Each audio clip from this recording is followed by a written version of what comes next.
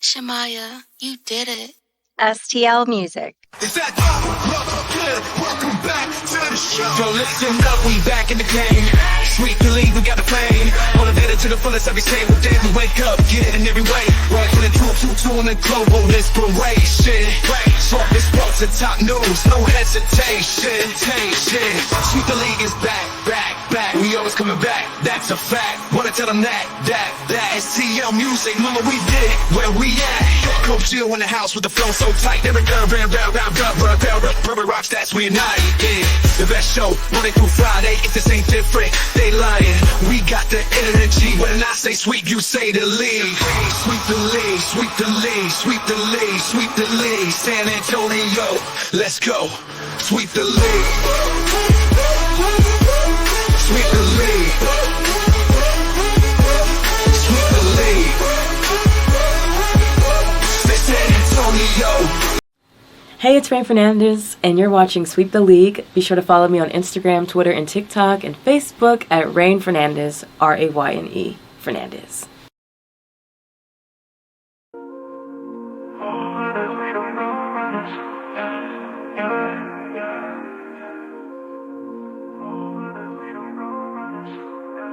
Yeah.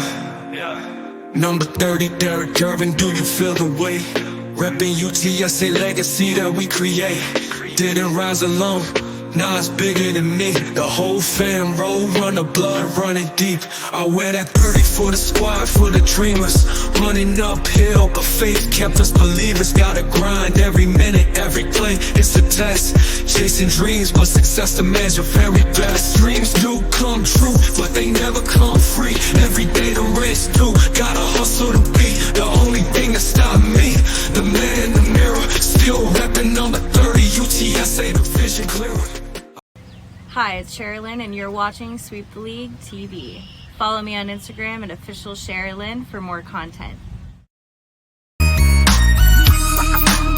Hey, this is George Iceman Gervin, and you're listening to Sweep the League Radio.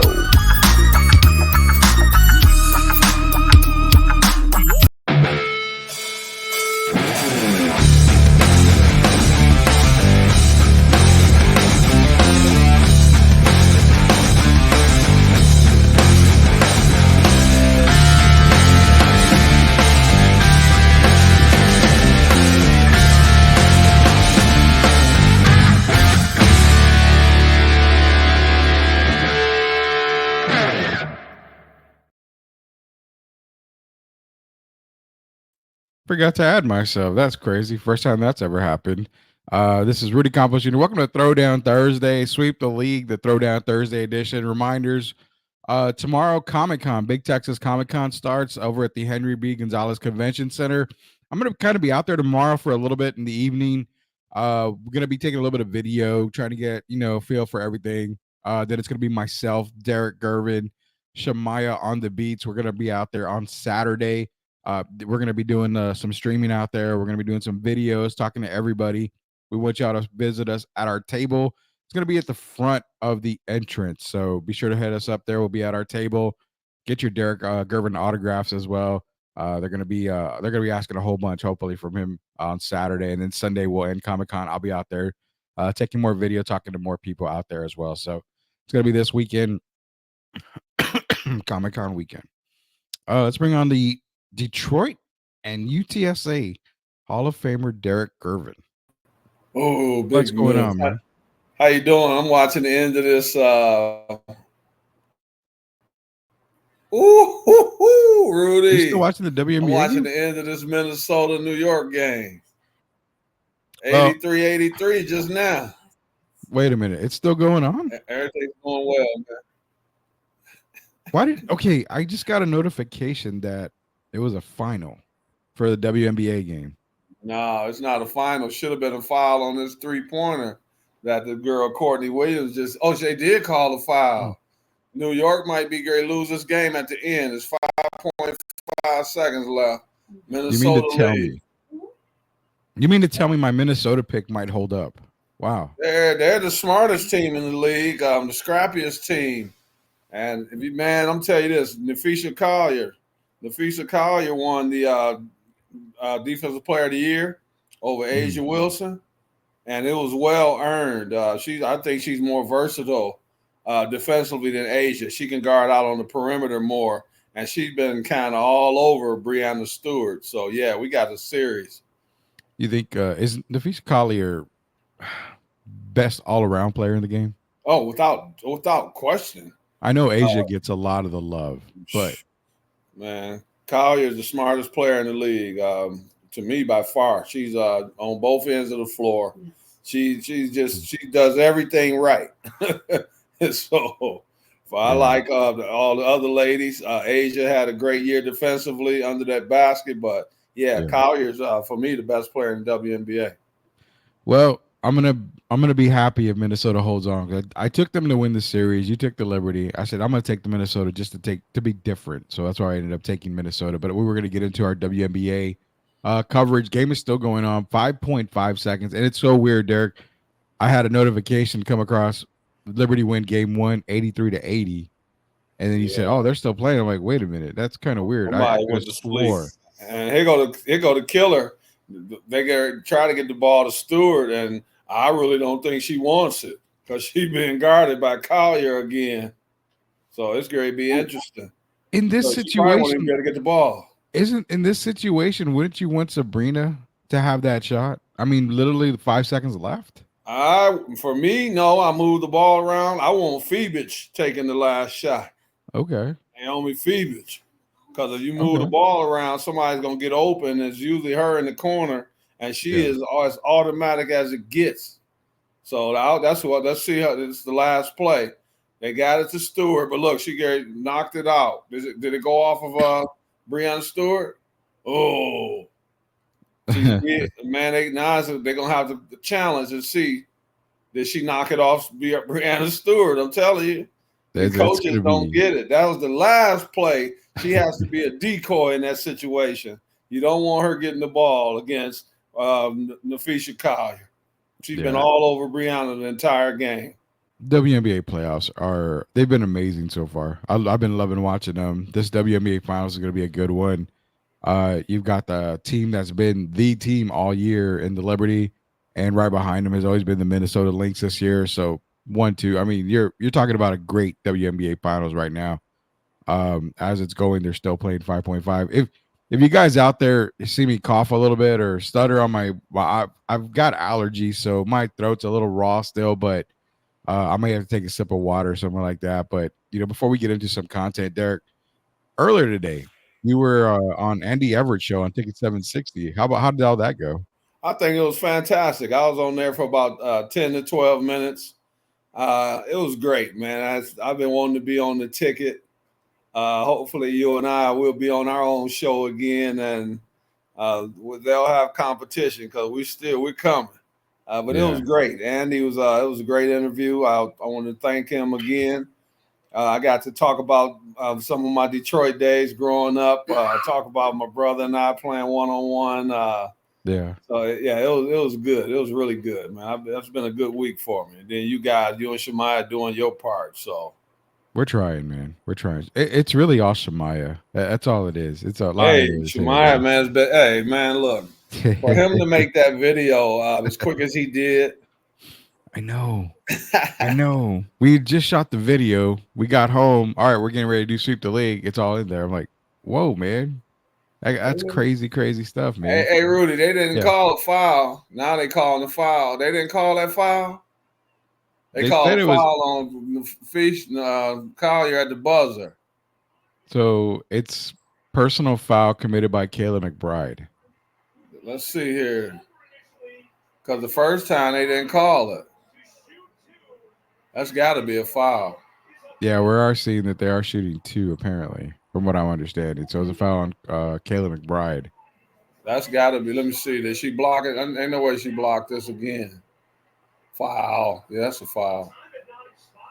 Yeah. It's been a great game, man. So I want to say hi to all the listeners. I hope you got to bear with us because we got some real hoops going on. While we're watching the hoops, I'm going to bring this up because there's some more WNBA news, and we'll talk a little bit about that while you're watching the game right there. I want to talk about the WNBA make that announcement, man. You talked about it this week or last week, how in the first round, if you're going to do just the 3-game series, at least do 1-1-1, one home, one away, one back home, and that's going to be that they're going to do starting next year. The WBA announces first round playoff format, best of 7 final series. It's about time. Two I'd two love for one them. one one rule 2-2-1-1-1 like just like the NBA. Yeah, exactly. And what I want to see eventually is I want to see that first round go to 5 games. Yes, that Two, that's two, the thing one. right there. I agree with you. If you keep watching these series, man, they're getting better and better. The talent level, Rudy, is off the charts. Yeah, And, yeah, and, it and that's really what is. I'm impressed by. You know, we've got a lot of talk this year about Caitlin and Angel Reese, but man, it's been amazing. Hey, Rudy, they reviewing this like Uh-huh. the end of the Miami Hurricanes football game Oh man, I hope when they had the they don't overturn interception, this or was call, it a man. catch? Well, we all know that it was a catch. There was no clear cut evidence that Virginia Tech did not get that touchdown. I I'm with mean, you. there's I say they couldn't overturn it, and I remember, and you know what, I'm a Miami guy, but yeah, I want this season. I've been on the Miami train, but there's no way they should have overturned that call. And no, now we looking at this. That's got to be a foul. I'm gonna say they call a foul, but either way, it's whoever. Look how long they taking. yeah, they got to get it right. It's They a probably give them the WNBA home finals, court man. advantage, man. It's WNBA finals. They got to get it right somehow, man. Oh, it would be The a big shooting ball. the big announcement too for the WNBA besides the playoffs, Derek, was they're going to extend the regular season, increase it to 44 games for all the teams now. So going to 44 games, the regular season, they're expanding. Obviously, they're adding 2 more teams. They're expanding. It's going to be a great season coming for 2025. I'm excited for the WNBA season to get here. I mean, this season was exciting. Yeah, a lot of it had to do with Caitlin Clark, Angel Reese, the rookies coming in, but you got more rookies coming in next year. It's going to be a great WNBA season, as you can tell by the Well, WNBA that means finals. they have to increase the pay because now they're playing 4 more games in the regular season, which Yeah, is which is going to set the playoffs back a little bit. And you know, for those women that go play overseas, so they're going to have to yeah, be compensated for it. So yeah. Well, I mean, you got to remember they have that big TV deal that's going to kick in too. So, I mean, the raises got to come for all the WNBA I'm talking players. big raises. Yeah, Yeah. the Well, minimum yeah. wage, the minimum pay needs to go up. It should go up a lot. Yeah, and I want to see that. Not just the best players get rewarded. Overtime. Going to overtime in the WNBA. All right. Overtime for the WNBA finals. Let's get the score Well, right there, 84-84. let's get with it, my man. I'm ready to go.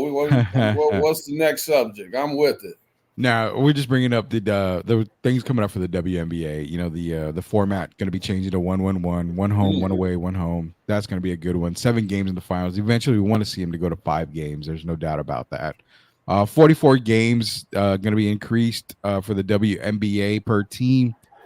You're right. It's got to be pay raises across the board. There's no doubt about that. Well, You're adding more they've games. earned it. I mean, I'm just Yeah. hoping to see it. Uh-oh. Yeah, they've earned it. So, I mean, if you look at it, all the first round I didn't like because I just don't think it's fair where you play the first 2 games on the home Yeah. court of the team with the best record. But to see them rectify that and then add 4 more games, that means that the game is here to stay. The WNBA. At one time, you heard people talking about would they be able to survive without help from the NBA. Well, I think our questions have been answered. The WNBA is on its way up. Yeah, no doubt about that. And not to say the NBA is not going to support them. I mean, the NBA is still supporting the WNBA, but it's starting to get more and more of a feel where the WNBA is becoming its own product, and Standing you're on their seeing own, that. yes. We just saw Juju Watkins getting that big Nike deal. So, I mean, you're seeing a lot of stuff happen with the WNBA. It's going in the right direction. I'm very proud of that.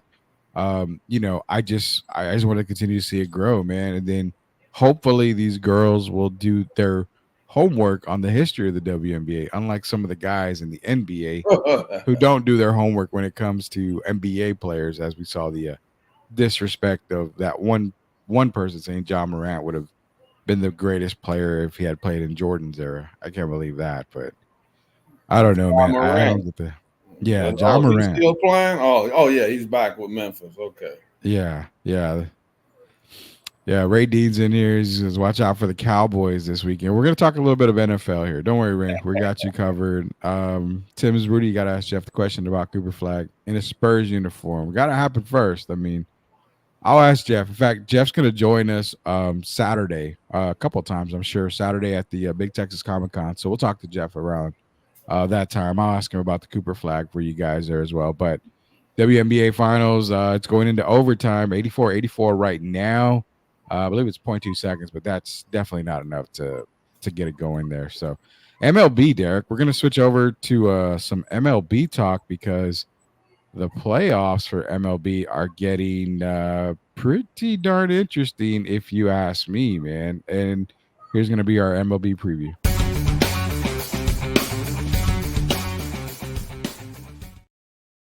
All right. So today you had the Yankees defeat the Royals. Yankees are taking the 2-1 lead over Kansas City, and one game sudden death, man. Detroit and Cleveland all tied up at 2, going back to Cleveland.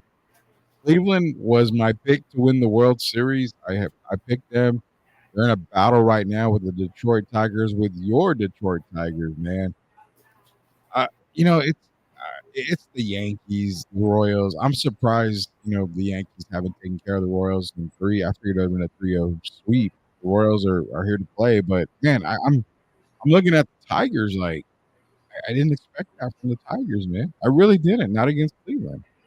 Well, a lot of people didn't get them. They're the only team in history that has no player in the top, I'll say 10, 20 of any category. They're the only team in history. Not one player in the top of any category. So that's the definition of a team. But what scares me is sometimes, your bubble bursts when you don't have that superstar. And I'm hoping that doesn't happen. I was hoping we put the Guardians away tonight at home, but we came up short 5-4. So the last one's going to be a rough one, man. I'm hoping we could pull it out, but it's going to be a tough game. Yeah, the other exciting series, Dodgers and Padres, they're both knotted at 2 apiece. Dodgers won the last game 8-0. I out of all the playoff series, that was the one that I circled as the best one so far, and they were going to go back and forth. So I'm wondering you're not getting anything from Shohei Ohtani, and then on the other side, Fernando Tatis Jr. Tatis Jr. has been on fire. Yeah. So I would be trying to avoid him a little bit. If I'm the coach, I might have to pitch to him a little bit like if he was Barry Bonds.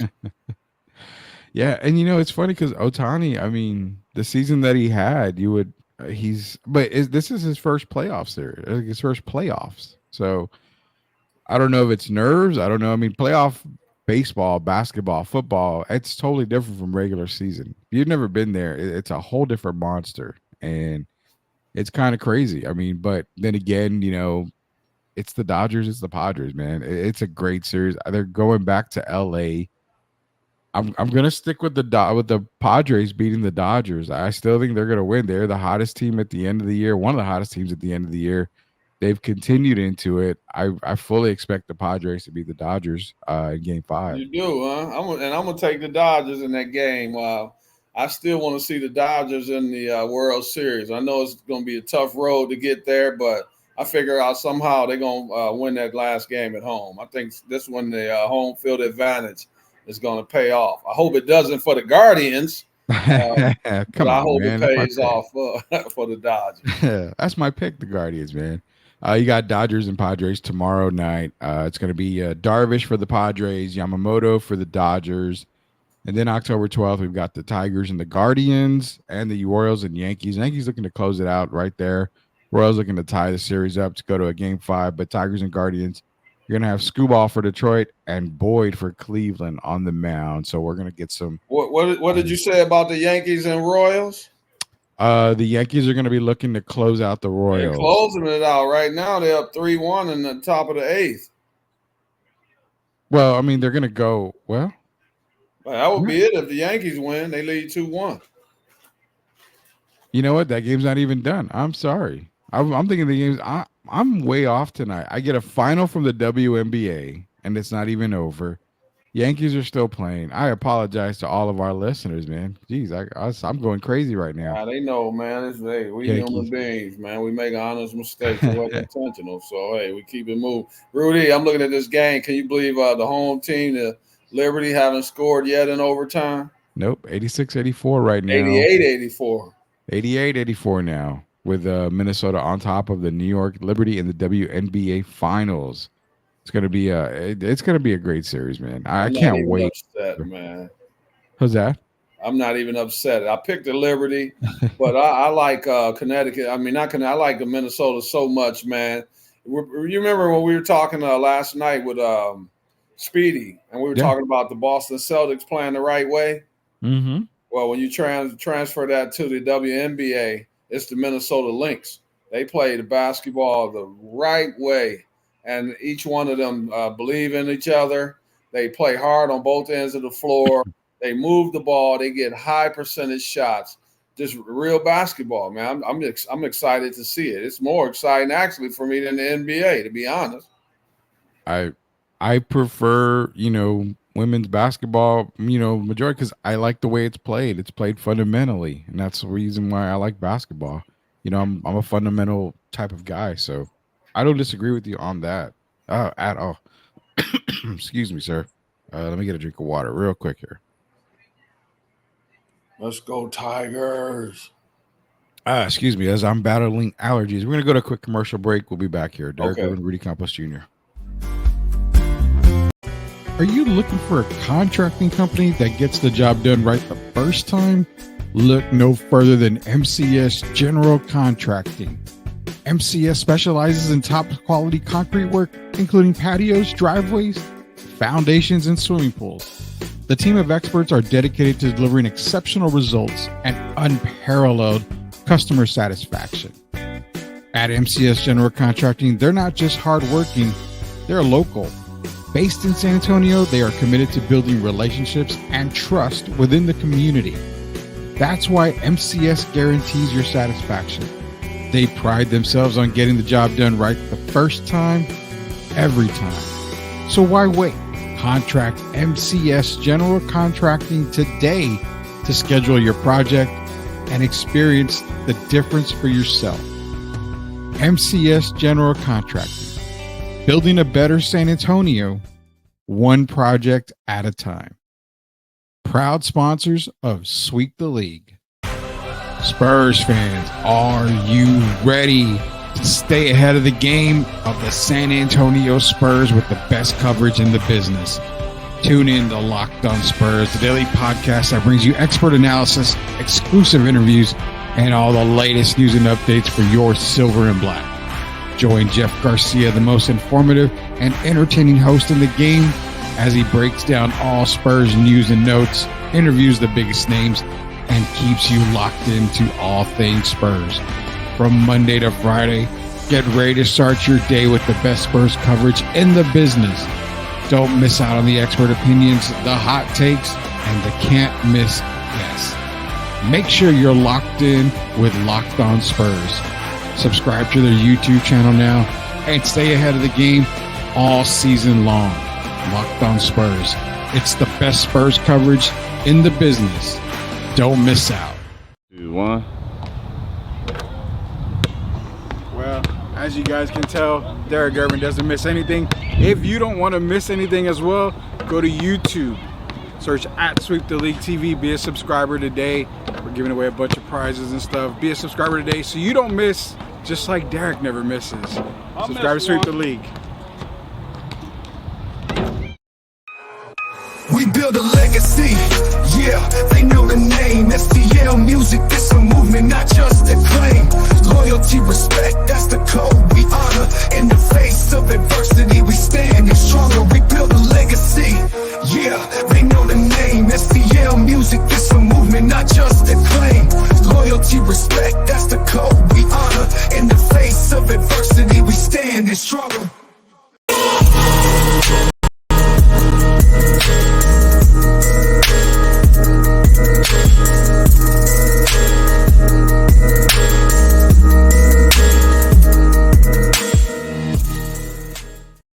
All right, welcome back, Hall of Famer Derek Irvin, Rudy Campos Jr. Hopefully, I don't have another choking incident here and coughing spell because that's kind of crazy. A little happened there, but if we do, we'll go to a commercial. NFL talk, Derek. Right now, we're going into week 6 of the NFL. Tonight, 49ers are playing the Seahawks. It's going to be it's 23-17 heading into the fourth quarter right now. We're going to go over preview some of the games right now. I know Gio wants to go over some college football. We'll save that for when he comes on. But let's go to our NFL preview this weekend coming up here for week 6. Yeah. You've got Jaguars and Bears. Caleb Williams coming off of his best game last week. People are saying that it's going to continue this week against the Jaguars. I don't really have a problem with that. I mean, Jaguars are struggling all year long. If he has another good game, he probably has another good game. But again, Jaguars are probably a bottom tier team. So can you really judge off of that game as well? Oh man, I don't know. I'm still not on the Caleb bandwagon yet, so I have to see him do it against a really good team before I can start changing how I feel. Right now, I think they were fortunate last week, but we'll see what happens Sunday. But I got to see a little more from Caleb. You know, they beat the Panthers, and didn't the Jaguars win last week though? Yeah, Jaguars did win. Now this game is in London, so I don't know if that makes any difference, but I'm picking the Jaguars. I'll wait till tomorrow, but I just think the Jaguars. That's a toss up. But yeah, I think the Jaguars are playing pretty good football. I don't think they're really that bad a team as their record is showing so far. Yeah, and I think the trip across the pond, Caleb's never done that. I know Trevor and a few of the Jaguars, they're veterans. They've done that. I don't know if Caleb's ever had a trip across the pond, so it kind of screws up with your sleep schedule, kind of screws up with your days and your times. And as a person, because you played overseas before, and it's not the same time frame. You got it takes a little bit of adjustment. Takes discipline. Yeah, you got to be resting. Tell me this, Rudy. Trevor Lawrence. Yeah. Will he ever? What do you think? Are we going to see the ascension of Trevor Lawrence, or have you already think he's peaked as far as is this as good as he's going to get?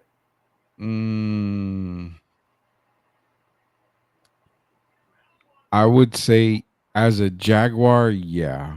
I think if he goes to another team, you may see a better version of him depending on who the coach is. But as a Jaguar, yeah, this is probably the best you're going to get out of Trevor Lawrence. Now, they gave him an ultimate weapon when they drafted Brian Thomas Jr. So I like what I see between him and Thomas Jr., but as a Jaguar, yeah, I will say this is probably the best you're going to get out of Trevor Lawrence here. You got Cardinals and Packers. Cardinals with the upset last week. Packers are just kind of steadily going along. It's going to be in Lambeau Field. There's a little bit of turmoil in Green Bay with Romeo Doubs, the wide receiver. He's pretty upset about his playing time. You can tell the body language. He was out last week. There's video of him and the coach is just kind of like, hey. He's like, hey. So I don't know if that plays any factor into it. The Packers didn't look bad. I think that Jordan Love's gonna have a pretty decent game this week. We're not making the picks today, but the Cardinals and Packers. There's really not much on that game I can get into other than I just like, the Packers probably are going to end up coming up with victory on that. Well, Jordan Love is not so far, even when healthy, is not looking like the guy that we thought when they brought him in and they let go of Aaron Rodgers. He showed some signs of being a superstar. Yeah. And watching him, I haven't seen that yet. So it's going to be interesting to see how his path goes because I expected a little more. So we'll see what happens as we move forward. Philadelphia Eagles going against the quitting Deshaun Watsons. I mean, Philly, I don't think has a problem with him, but this is where I look at it. You cannot play that guy anymore, man. It's already a joke. Why are you going to allow Deshaun Watson to even suit up? He shouldn't have even made the trip to Philly. There's no reason why. Now, you saying that. Now, what if they were to come out and win against the Eagles and he was to go for, I'm not going to say 300 because I know that's not going to happen. But what if he were to come out and go for 250 yards and a win? I'm still not buying it. I don't think I'm buying it. There's no. I just don't see. You're not buying. You just can't see it. I mean, you've had him for a while, and he hasn't really done anything for a long time. This is Houston days. But So you don't think he's gonna lead them to a loss every time he plays this season? There's got to be one week that he's kind of like the guy we saw in the past. oh man, I said kind of. I didn't say the same guy we saw with the Texans. I'm trying to have wishful thinking for the guy. I'm trying to think if he played in preseason, because if he did, maybe he looked good in preseason. But I don't know, man. I don't know if we're gonna get the same, even a minute version of Deshaun from Houston. I still say you just start Jameis Winston. You put Deshaun on the bench. He's your backup quarterback. Try to light a fire under his butt. That way, if you do want to use him later on, he comes in with a little better attitude. But Jameis Winston. Oh my goodness. I mean, Jameis gives him a good chance to win. I'm not arguing, because I was just thinking about, because we've talked about all these other quarterbacks like the Russell Wilson situation. If you take Justin Fields out and put Russell in, can you go back to Justin Fields? I guess I won't say the same about Deshaun. Hey, if they sit him down, I guess that means they're content to move forward. Now here goes the thing: what can you do other than cut him if things don't pan out? Because I don't see any team wanting to trade for him at this point in his career. So there was I can't remember who was reporting it, and it wasn't even a reporting. It was just him, spitballing, and it made sense.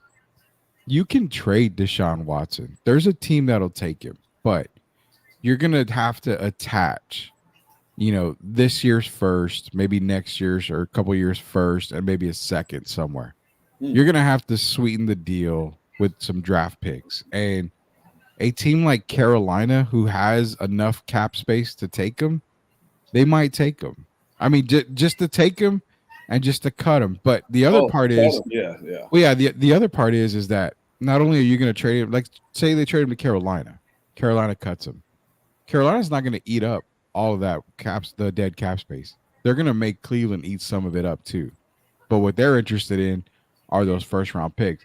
Right now, the Browns look like probably a top 6 or 7 pick in the draft. So I'm thinking, if I'm Carolina, I'll take Deshaun Watson. If you're giving me a first round pick coming up, I'll definitely take that.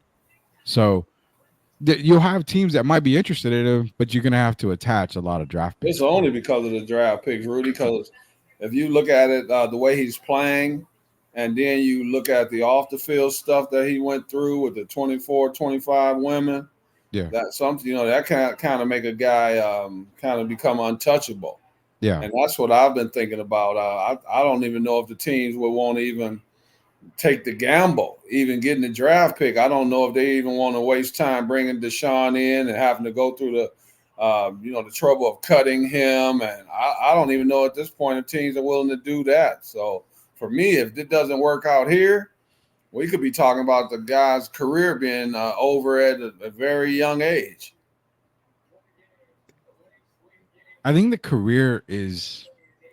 Rudy, I was going to say it's over. It's over. The guy had an 8.3 quarterback rating in one game and 8.5 last week. Yeah. So it's over. It could be all over, but everything but the crime. I mean, GM Rudy is making the call to Cleveland and saying, well, I'll take Deshaun, but what are you going to give me on top of that? Am I going to – this is what I want. I'll take Deshaun. I want 3 first to include next year, and I want a second, and I want maybe a couple of fourths spread out. You give me all that draft capital, I'll be glad to take Deshaun Watson from you. Yeah, and I'll cut him myself. You're making one of those Rudy Gobert trades. And it makes sense. I mean, I have to have a really, really special package. Oh, yeah. So I agree with you. And I hate to be saying this about Deshaun, but man, I mean, come on.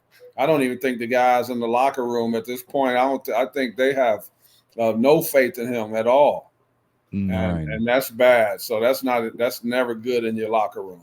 Well, when you're on 4th and 1, I believe, and the coach is giving you the play to go for it on 4th and 1, and you walk to the sideline, you're just like, no, we're not doing it. The coach was pissed off.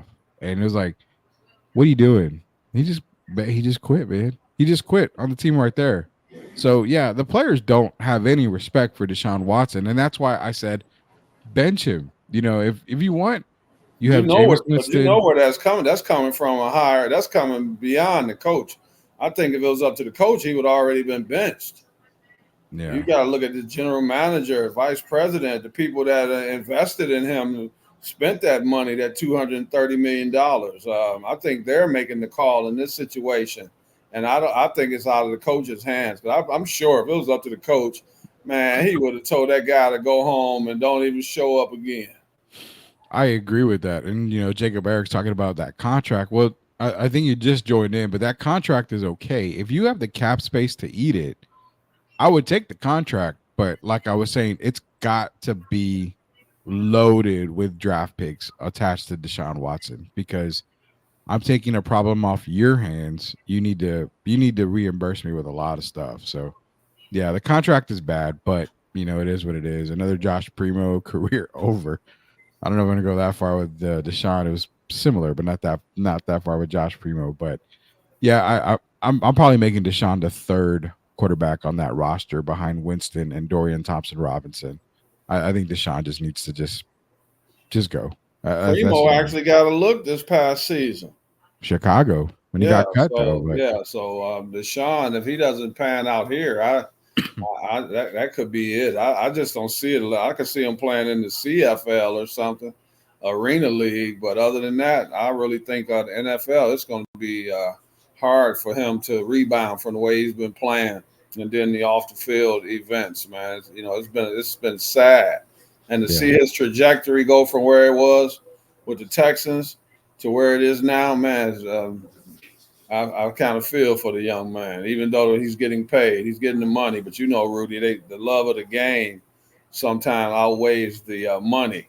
And guys don't want to go out like this. They want to be able to play. And I don't think he's going to be able to after this. I don't think he'll be able to recover. yeah, no. I mean, I really think his career's done. I put it out there. I'm gonna say it. It's done. Even if he goes out and has 305 yards passing, 3 touchdowns, and he makes the Philadelphia Eagles look like the Carolina Panthers, I don't really care. I mean, it's still done for Deshaun Watson. Quick update: WNBA Finals. Minnesota goes on the road to New York and beats the Liberty in Game 1, 95-93. Do you remember how LeBron looked that series against Dallas? I believe it was 2011. Yeah. With J.J. Barrera and Jason Terry. Well, I'm going to say this, man. Looking at this game tonight, Breanna Stewart, oh, Rudy, it looks like she was taken out of her game completely. And she's familiar with Nafisa and what school did they both go to. So there is some familiarity. Both went to Connecticut. Yeah. It looks like she has Breanna's her number, man. And I'm saying that already in this game 1. I'm serious. Look like she just took Breanna out of her game. Well, I mean, that's why they play the games, man. That's why I can't see many adjustments that they can make where they can get Breanna in the game, because every game Nafisa is going to be on her, and I don't see many adjustments they can make that's going to make a difference. I'm still going to go with the Liberty because I'm not going to change my pick after the first game, but it doesn't look good. We're gonna have to break down the Liberty links a little bit more here. Maybe later on in the show we'll break it down a little bit more. If not, maybe we'll get to it tomorrow. But yeah, I definitely want to break it down a lot more because I'm starting to think, well, if Breanna's taken out of her element, then what do the coaching staff for the Liberty do to get her back in? Like you said, there's not very many adjustments you can make for her, but there's got to be something to at least help her in some sort of way. I don't know. I'd have to go through the game film on that. But going back to NFL football, I mean, another game to watch, Derek, is the Buccaneers and Saints. Reason why? Remember, if you remember correctly, I said Spencer Rattler, my number one guy in the quarterback. He gets the start this week. I remember telling Leha when we were doing our NFL preview, Leha was like, oh, Derek Carr. I said, whoa, hold on. They've got 2 good quarterbacks after Carr. They've got Jake Hayner, and they've got Spencer Rattler. I think Spencer Rattler will probably start midway through the season if Carr's hurt. Well, we're going into week 6, and I'm telling you, he's getting the start. and I don't know if he's gonna come out, guns slinging and everything, but I mean the kid can play. So you think he's gonna go and ball out on his first game against the Buccaneers? That's kind of a Well, tough you go. said Carr, if Carr was hurt, only thing hurt is that right here in the heart and that brain now. Because we've seen Derek Carr, even when he's with the Raiders, he can become what I call a malcontent Yeah, if he's not happy. And I think Rattler's going to actually play well in the first game. I think he's going to move the chains. I think the guys are going to have a little more life. yeah. And that we talked about locker rooms again. So we're going to see what happens. But sometimes you have these quarterbacks that you anoint them as a starter for the year, and then you have to bench them. And when you bench them, things don't always go well after that in the locker room chemistry. And then you got players picking sides because you got the guys that still think Derek Carr should be starting, and then you're going to have those that support Rattler. So we'll see how that goes. But I think Rattler's going to have a pretty good game his first game.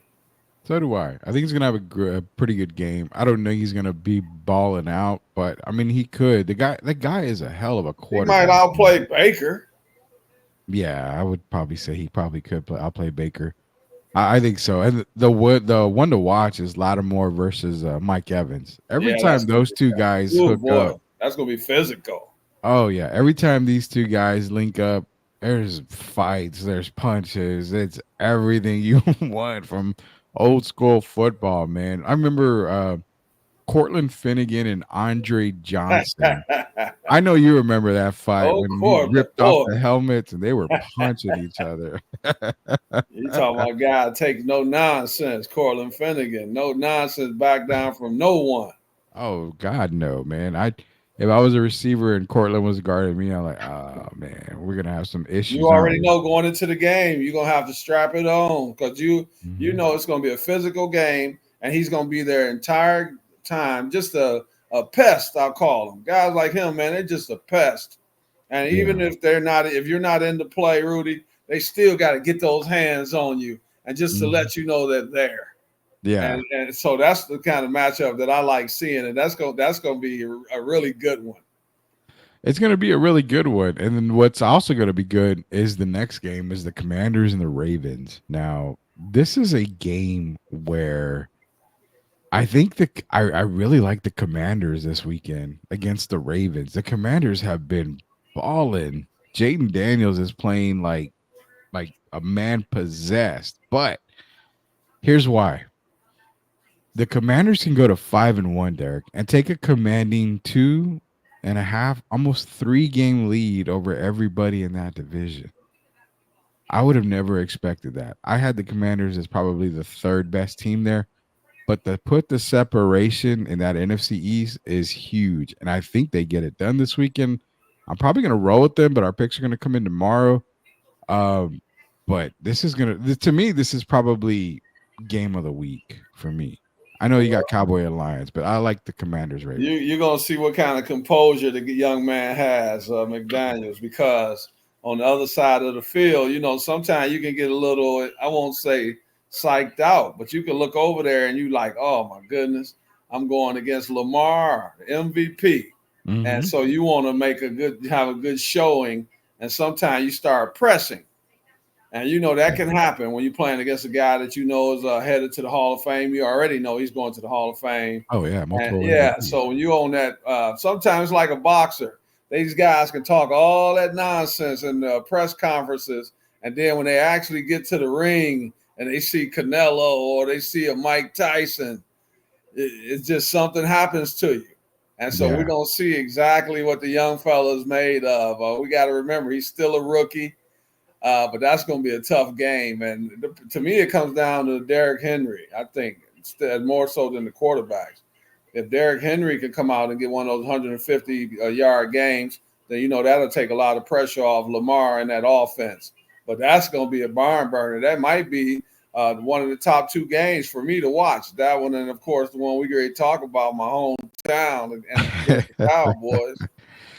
Yeah, I will say that the Commander Ravens for me is probably game of the week, but I'm not gonna leave out the Lions and the Giants in Big D, AT&T Stadium, Arlington, Texas. Jared Goff leading the Lions down there to Big Dallas against Dak Prescott and the boys. The Cowboys are not favored at home, and they really shouldn't be. I mean, their 3-2 record is it's almost like the Chiefs. What did you Shouldn't say? be shouldn't be there. Shouldn't be Who's there. favorite? The Lions are favored by 3 in this game, and they should be. They should be. Well, I think that's going to be a really good game. I think it's going to come down to our running backs, to be honest. I don't think Dallas has an answer for Montgomery or Gibbs. And I think that's going to be the deciding factor. Plus, our defense is a little better than last year, I believe. Yeah. And then on the offensive side, we might be one of the best teams in the league, definitely top 3, I think, offensively. Yeah. And I think they're going to get the Cowboys some problems. And if you look at it, Dallas really hasn't looked great. And if you go by their last 2 wins, who were they against, Rudy? Pittsburgh was 1, and Justin Fields averages 17 a game. Yeah. And was it Giants? Was it the Giants for a week before? No, they didn't just beat the Giants. They got the Giants after this on the 6th game of this trip. No, but they played the Giants before. But that was a while back, wasn't it? The 15-10 game. Oh yeah, you're making me look back at now because they didn't just. It wasn't the Giants. So I mean, in all honesty, they beat 2 mediocre teams. Yeah, it was the Steelers and Giants back to back. Oh, okay, mediocre. Yeah. 20-15 in New York, and then 20-17. So Dallas has scored 20 both of those games. Yeah, they scored 20 after everybody was, gung-ho Cowboys after the Browns in game 1, which, I mean, come on, we saw what the Browns are. Big loss to the Saints. 20 points, huh? And they wouldn't bring in Derrick Henry. Yeah, you go figure, right? You're killing Cowboy fans by talking about that because hey man, it was sad. I still tell you I can't understand that. You look at their lineup. I know the guy Dowdell had a good game, but Tony Pollard gets away. Ezekiel, we know, is just a shell of himself. Basically, he's become more like a Fridge Perry type guy. If you need a yard or two, William Fridge Perry. I said that. That's Ezekiel now. So it's going to be a good game. But I'm not supposed to be biased, but I want to see the Lions come out and have a good game. I have to be truthful about that. Oh yeah, I mean, if we're picking early, I'm taking the Lions, no doubt about that. I think Montgomery and Gibbs have a really big game. Aiden Hutchinson's going to make it Superstar.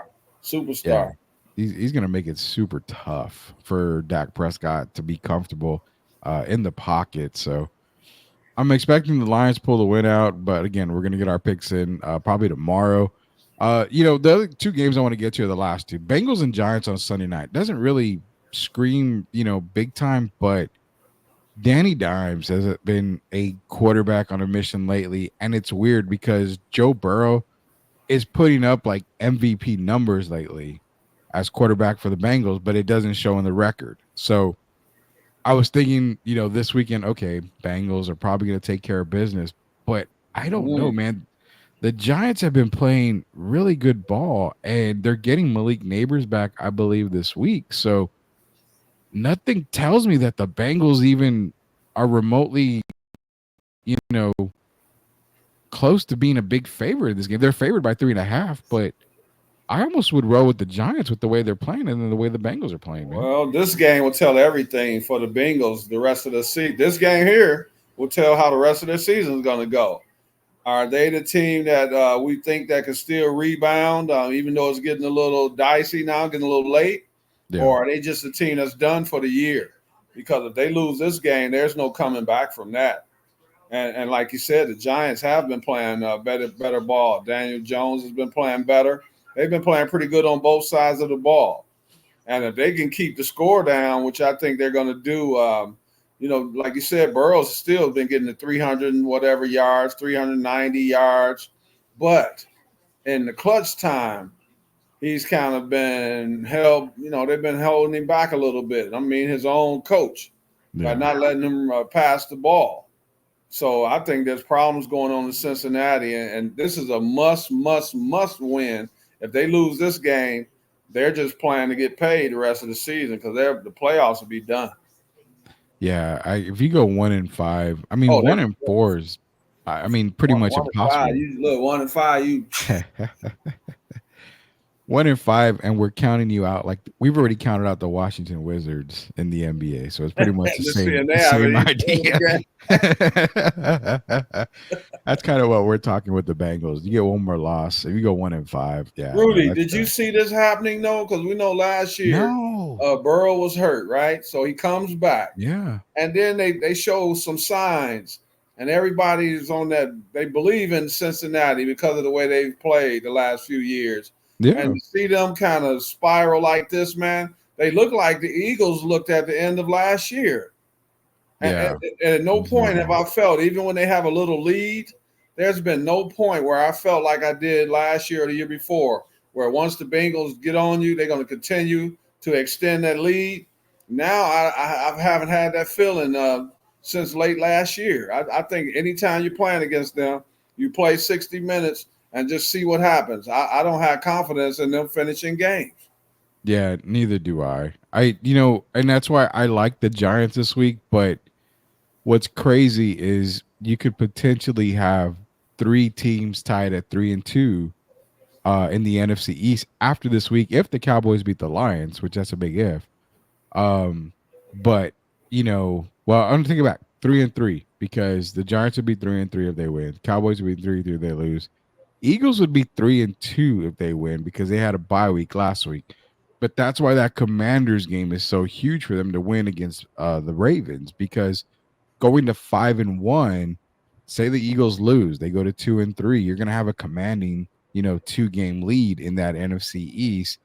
And then if you look at the Cowboys, Lions, Niners, Falcons, Eagles, Texans, Commanders, Giants again. That's 7 games the next 7 games for the Cowboys.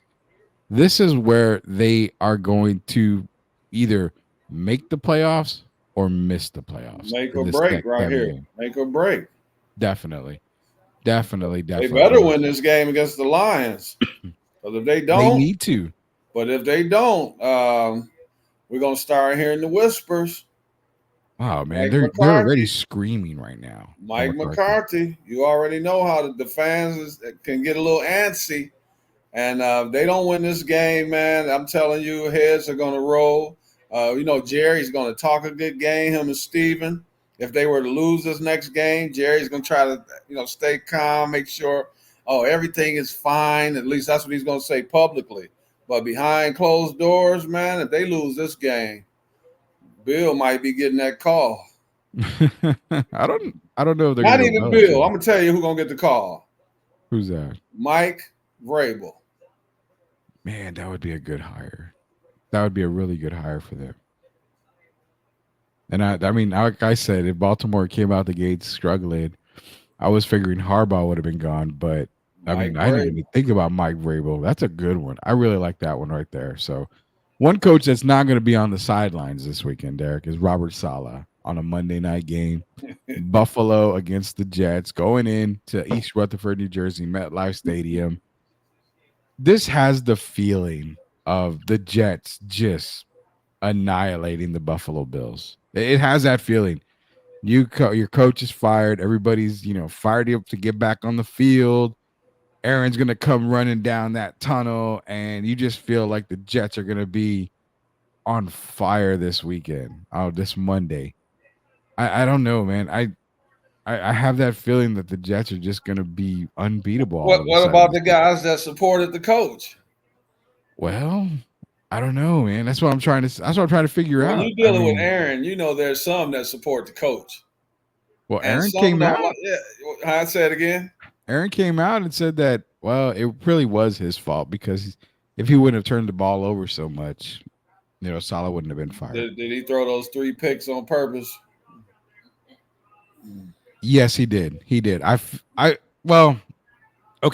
He didn't throw them on purpose, but you know what you got to do to get a coach fired. Let's just put it that way. Rudy, He's a at this veteran. point in his career, man, I hate to say that about a pro athlete, but Aaron is just a different breed, man. He'll do whatever it takes to get what he wants. And I've been looking at it, man. I kind of question if he did that kind of stuff on purpose. We've seen the man go and throw what, 30-something, 39 touchdowns or whatever. Yeah. And what, four interceptions, 4 or 5 interceptions? Yeah. I don't think he's fell off that much, man. I think that he's just that kind of guy. I'm not going to say they were all three on purpose, but he didn't look as upset as he would in the past. So something had to change, and I think he's happy, but we'll see. Because, okay, now that they got the coach Saleh out of there, Nathaniel Hackett's been demoted, right? Well, he got demoted 5 minutes before Saleh was fired. So he got demoted, then they fired Saleh like 5 minutes. But I thought they said he still was having his play calling duties taken away, and they said that Aaron understands it. He still might have. I mean, but yeah, I heard the last I heard is his play calling duties were still taken away, and that Aaron, I guess he said he understood. So we'll see how that plays out. But Nathaniel Hackett is the biggest reason that Aaron was there in the first place. Yeah. So we'll see what happens, and then moving forward is Devontae Adams. Will he decide that he wants to go there and put up with that stuff that we talked about? When you don't know who your coach is going to be next season, and who wants to lead one organization where you're unhappy and possibly step into another situation that might not be so favorable for you. So right now, if Devontae, I would say that the Saints look like the better option for him right now. I still am giddy, and I'm a Falcon fan. I love the Falcons, but the giddiness of knowing that Devontae would be a Saint across from Olave, Shaheed. And then if Spencer works out, I mean, you've got a young quarterback, so Devontae would have a quarterback regardless if it's Carr or Spencer Rattler. I mean, you're going to have a quarterback there for a while. The problem with going to the Jets is you've got Rodgers this year, but like I said, there's no telling if Rodgers is back next year. So you're stuck in New York without a good quarterback. If they go 5-5, Aaron might retire, man. Who knows? Aaron likes to go hiking and all that other stuff. If things don't go well, he's the type that'll walk out on the team. So that's what I mean. You have that kind of uncertainty over your head. And now that he knows he has power, see, that's the other thing that could backfire on you. Once they showed him how much power he has in New York now by making that move after 5 games. And some guys they take advantage of that, but they take advantage of it in a negative way. Yeah. So we'll see what happens. They don't look like the team that you and I picked to go to the Super Bowl. No, they don't. I'm still sticking with them. I mean, it's only 5 games in. They could be worse. They could be the Bengals, as Michael Air Jordan Hilliard, your boy, is in here. No true momentum for the Bengals. I like the Commanders against adversity after the golf 18 for 18 show last week. Give me Detroit Lions this week coming up. And he says Buffalo's going to sneak one there at the end against the New York Jets. I agree with the Bengals losing. If he's taking the Giants, I'm saying I like the Giants. I like the Commanders this week. I like the Lions, but not so fast, my friend. I'm probably going to end up taking the Jets this week against Buffalo. Michael Air Jordan Hilliard, I am on your side. I am also going with the Buffalo Bills. I say Josh Allen goes for 300 plus, and he goes for 3 or 4 touchdowns and 0 interceptions. I'm going Buffalo Bills. Man, I might have to make a little side bet with you on that. I think he throws a pick against the Jets. I didn't say no fumbles. I said no. He said an interception. They said no interceptions. I think he'll throw worry one about Josh more fumbling than I do interceptions, because he has a habit of holding on the ball too much when he tries to run. Yeah. You see, he almost got decapitated, wasn't it, last weekend? Yes. Yeah, so he didn't want to even go into the tunnel. And he might have suffered a concussion last week, it looked like, trying to run the ball. Poor Josh Allen, man. That's poor Josh Allen. The MVP is gone, Rudy. He's not going to be MVP. You don't think so? No, at this point in the season, I think that's a done deal already. No, you got to be consistent over the year to win the MVP. Lamar was consistent all year, and then you can have one hiccup, but overall, I think Josh hasn't been consistent enough. And then that 35-9 or whatever beat down they took. Yeah, he's just not looking like an MVP, and their team is struggling more than I expected. So it don't look like I'm going to get my Lions versus Bills Super Bowl, but of course the Lions will be there. So we'll see who they play against. As long as the team that we picked to win the Super Bowl, the Lions, is there, I don't really care who's on the other side. As long as they win the Super Bowl, then we're both picking the Lions. But before we end the show and before we get into our last segment, our caught off guard segment, Jaden Daniels, MVP talk? Right now, he has to be. I mean, what team is overachieving the most right now in the entire league other than the Vikings? Kansas City. So he has to be in the running right now with Sam Darnold. And I know some people like Sam Darnold. Yes, it's all about productivity, and he's one of the main reasons the Vikings are 5-0. So I would have Darnold, and I would have the rookie right there. Right now, for me, they would be 1-2. Mahomes hasn't looked great. He looks terrible. Yeah, Lamar hasn't looked great. So C.J. Stroud hasn't looked great. Yeah. So, yeah, for me, those two guys would be right now at the top of the leaderboard. I had to ask you because I was looking and thinking, like, man, Jaden Daniels, if they go 5-1, and I mean, he has another, pretty good game to get him there, got to start talking about him, possibly MVP. I mean, he go 5-1. Is he going to win it? No, he's not going to win it. He go 5-1. He's going to be hanging out at Magic Johnson's mansion. Oh, God, needs to be careful with that, man. Caught off guard moment right here. Let's go, Derek.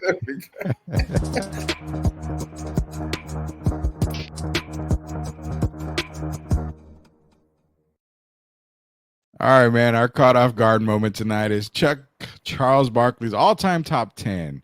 People have a problem with it, but he's got Jordan, Oscar Robertson, Bill Russell, Abdul-Jabbar, Wilt, Kobe, LeBron, Jerry West, Elgin, Magic Johnson, Larry Bird. So people are pissed off because they're wondering why Chuck left Kobe and LeBron off of his top 5. I don't have a problem with his top 5. I mean, I never argue anybody else's top 10. Exactly. But just so you know, I have LeBron number 8 all the time. You want me to be honest? And on my list, you've seen my list before, and I have Kobe number 11. So I can't argue Chuck's list. That's what he has. And I mean, if you really look at it, it's a heck of a list. But I don't have LeBron. These young people are on that LeBron train, but I've been around basketball all my life. Yeah. And for me, LeBron is the 8th best player I've ever seen. So I won't argue Charles' list. That's his list. I'll say this much. I would like to see Tim Duncan on this list somewhere. Well, so would I, but isn't it? That means you got to do your own list. Yeah, I mean, looking at what I'm talking about is looking at Chuck's list. I don't even know if I can knock anybody off for Tim Duncan if I'm thinking about it. Well, if you look at this list, it's hard. A lot of people don't have Oscar Robertson on their list. No, and he should be. And then some don't have Jerry West on their list. I think that's the one that people will say, well, Jerry's probably not top 10, which I can argue for that he is top 10. But I mean, if you had to get Tim on this list somewhere, I don't know where to put him, or who to take off. I mean, there's really nowhere in there.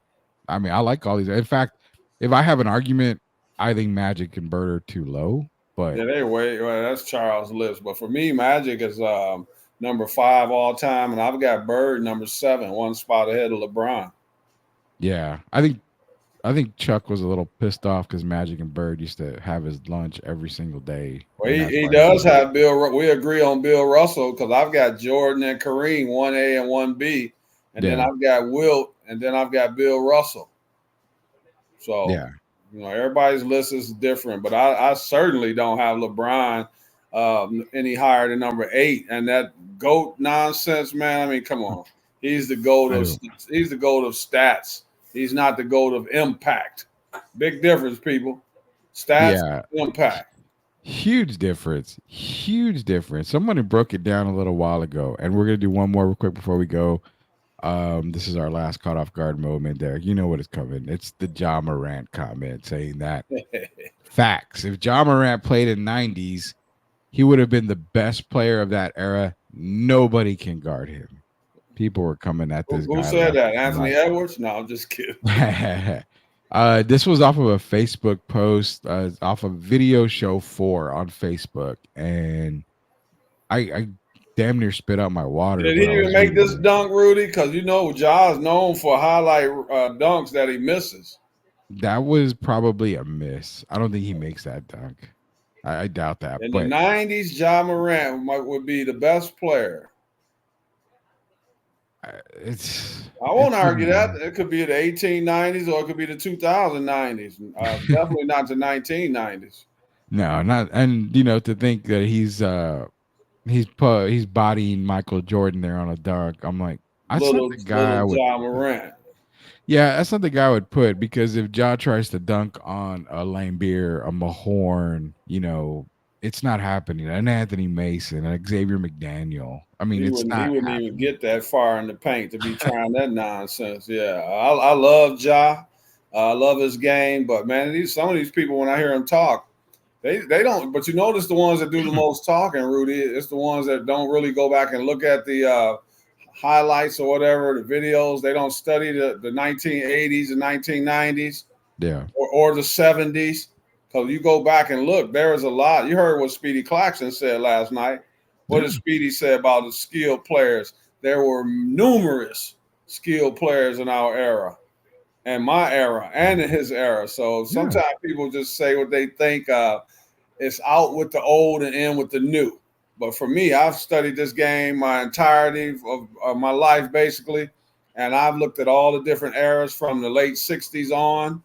And I like this era, but it's more of it's become a horse competition now, a shooter around the world or whatever you want to call it, whichever one. Yeah. So I factor that in. It's not a very physical league, and I do think some of these guys will have trouble playing. They would have more trouble playing in the 80s and 90s than the guys in the 80s, 90s would adjusting to this no contact era. And that's the thing, is that people really have to quit comparing eras, because you go back in the 80s and 90s. I mean, there's hand check. You can put an elbow on them, and I mean it's legal. I mean, it's harder to score back then. You in had to that be time. fundamentally sound. You did. You had to really dive deep into your bag of tricks to get a couple of shots off. And if you give those same guys the rules now, where you can't have You any can't touch contact. him. I'm gonna name one guy, Rudy, that I interviewed last year. Just think about this, because this is Georgia's friend. Picture a Rick Barry, who a lot of people don't even talk about. We're talking about a flat-out scorer, a guy that can get you 50 on any night, or Pistol Pete Maravich. And we're talking about doing it when guys are playing you very physical. So picture them in this era, man. I'm just saying, you can't touch them. If they're scoring 50 when you can touch them, imagine what they'll do when you can't touch them. So it's safe to say that the top 8 guys in the league from that era coming to this era, probably the 8th guy is averaging about 35, 34 a game. Devin Booker scores 70 and Donovan Mitchell scores 70. They're good players, but neither one of them are great players. No. They scored 70. No. Yeah, that's what I'm saying. Those guys, I think probably, 35 is you're being nice. Jordan averaged 37. Well, I'm saying the eighth best, Top 8, the 8th yeah, best scorer. Well, I'm just saying that you can go 35. 80s and 90s, because guys like Alex English, who was the leading scorer in the 1980s. I'm picturing my brother, man. I'm picturing George. I'm picturing what's his name, Bernard King. I ain't not talking about Carmelo and these guys. I'm talking about the Bernard Kings, the Rick Barrys. Those guys will have a field day today, because they can play inside or outside. And if you look at it today, guys are mainly, they're either really good outside or they're really good inside. We're talking about players that could do both, that were more versatile. So that's just how I feel.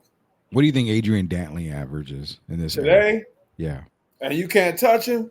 Yeah. And he's around the basket. 100%. And he's got the ball from the wing driving in. Oh, boy. I'm gonna say honestly, I'm gonna say 40. I had 38, so we were close. Shooting 56 or 57%. Yeah. Because he's not going to be taking the threes. And, people keep talking about these threes. But the teams that are winning the championship, are they winning from the three-point line other than Golden State? No, definitely not. It's the teams that can go to the basket. It's the teams that shoot the mid-range. That's why Sacramento brought in DeMar DeRozan. DeMar DeRozan is not a big three-point shooter, is he? No. He's a mid-range guy. And to win the championship, you're going to have guys that are mid-range. And Adrian Dantley was mid-range and shot a whole lot of layups. Yeah. Yeah, Adrian Dantley. I was thinking like, man, I wonder what he would average. I had him at 38. You had him at 40. Man, it's weird. In the middle, 39. Yeah, it's weird because people have asked me like, man, when you bring up players from back then, man, could you imagine? I'm like, I really could. I mean, Maravich averaged what, 40, 50? Yeah. Hey, Rudy, picture Larry Bird in this era. I'm talking about not an injured Larry Bird, a prime Larry Bird in this era, or Magic Johnson. And Magic, I'm not even talking about the scoring. Magic would average 16, 17 assists in this era. Easily. We got Tyrese Halliburton. I'm talking Magic Johnson. I mean, if you're talking point guards, Magic would be averaging 16, 17 assists. Stockton would probably be averaging about 12 to 13 assists easily. What's kind of crazy? How would it affect guys like Alvin Robertson? Because, he's a defensive guy. He can score, but I'm looking at his defense. So Stockton, all-time steals leader. Would the no contact affect the steals? It might affect it with Stockton a little bit because Stockton got away with a lot of grabs. Yeah. Alvin knows the type of guy, when you put the ball on the floor, he's there. When the big men put it down, like a Rudy Gobert, someone like that, or MB not looking around and put it on the floor, Alvin's there. So I don't think it would have affected him as much because he was so quick and quick and can move his feet.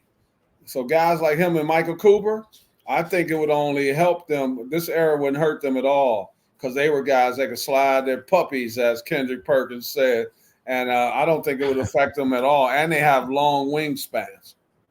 Yeah, that was my curiosity was, how would it affect the defense? Now, I don't think Stockton is the all-time steals leader if he's playing in this era. Because like it would affect Stockton more than it would affect Alvin.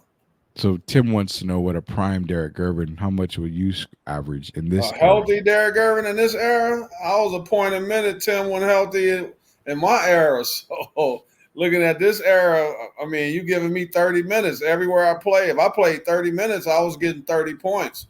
So in this era, man, I'm not going to toot my horn too much, but you're asking me to be honest, man. I think I would have lit it up in this era because it's a lot of one-on-one.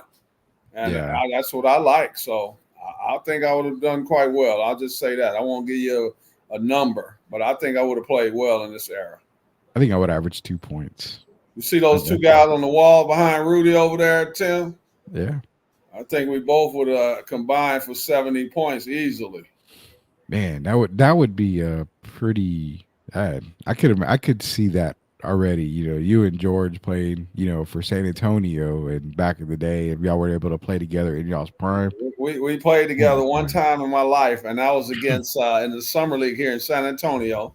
We played against Moses Malone when he was a Houston Rocket. His Houston Rocket guys. He had just got traded to Philly, but he was still living in Houston. So he had the Rodney McCrae's. I know if you remember that name. I remember Rodney. They had a point guard by the name of Allen Level. They had Robert Reed, rest in peace, from San Antonio St. Mary's. Robert Reed. All those guys were playing against us. It was myself, Keith Edmondson, George Gervin, Mike Mitchell, Johnny Moore, and some more guys. And we beat Houston. I had 37 and George had 35. That's the only time we've ever played together in any game in a professional setting.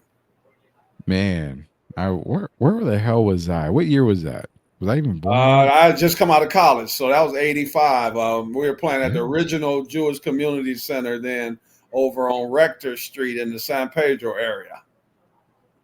Oh, where? Okay, Rector. That's over there by what is that? The Grotto? It's between San Pedro and Blanco in that area. So that's like the Breakfast Street. Grotto. Isn't the Grotto there? I don't know today if the Grotto. I'm not sure, but yeah, we played over in that area. It was a good game, man. We won, and that's how I got to know Moses Malone. Rudy, after the game, Moses was like, "Who is this young guy?" And so after the game, we probably talked about 20 minutes, and he told me how well he thought I played. And then a few months later, guess what team I was drafted by? The team that Moses and Dr. J was with, the Philadelphia 76ers. To this day, I still question. I don't know if Moses and Doc had anything to do with it, me going to Philadelphia. Well, you know what? If they did, it got you in the league, man. I mean, you were drafted by Philly. You had a career in the Nets. I know the injuries got you, but they didn't get you forever. They took you overseas, and well, we've heard the stories about you overseas. So they treat me over there like I'm a Michael Jordan or something. So I was happy. It ended up. My legacy is secure over there, and I'm happy. NBA, I got hurt. It happens, but I was able to go ahead and resurrect my career overseas. So I think I had a good run.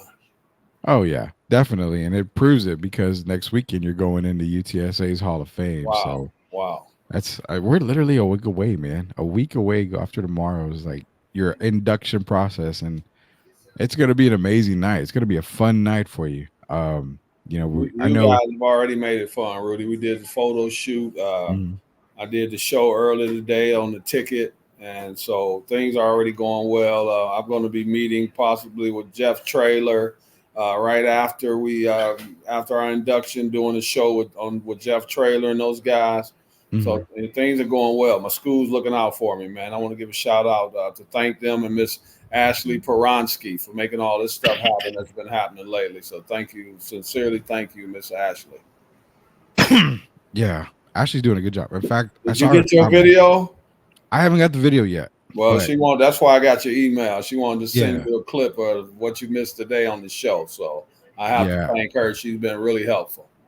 Yeah, they do a really good job. And not only that, we'll be out there on the 19th for the UTSA football game as well. So it's going to be a great Hall of Fame weekend. This weekend, we're going to be at Comic-Con. Saturday, it's going to be myself, Derek, and Shemaya. We're going to be out there all day Saturday. As long as we can be, come talk to us, go say hi.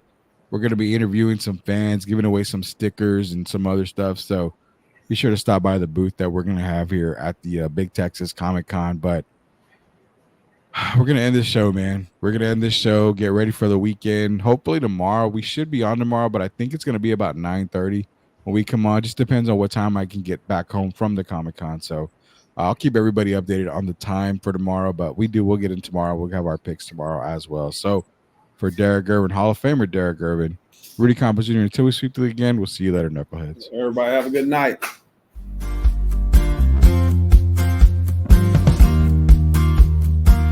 Are you a hockey fan looking for the latest on the Edmonton Oilers, Pittsburgh Penguins, and NHL news of the week?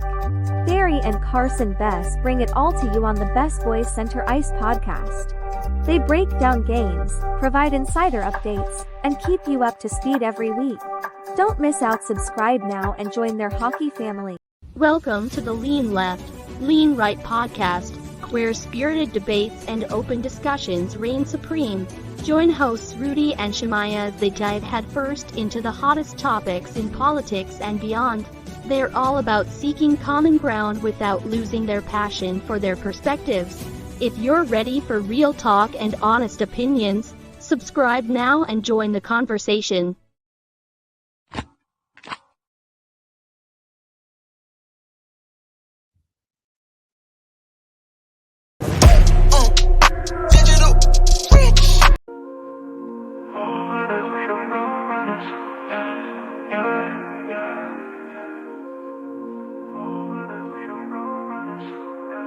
Yeah. Number 30, Derek Gervin, do you feel the way?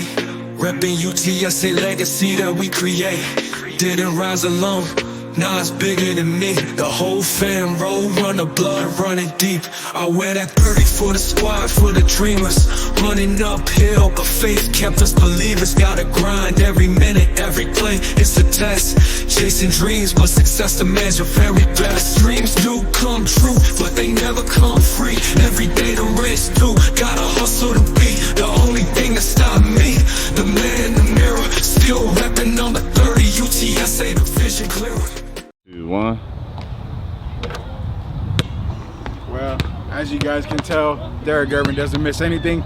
If you don't want to miss anything as well, go to YouTube.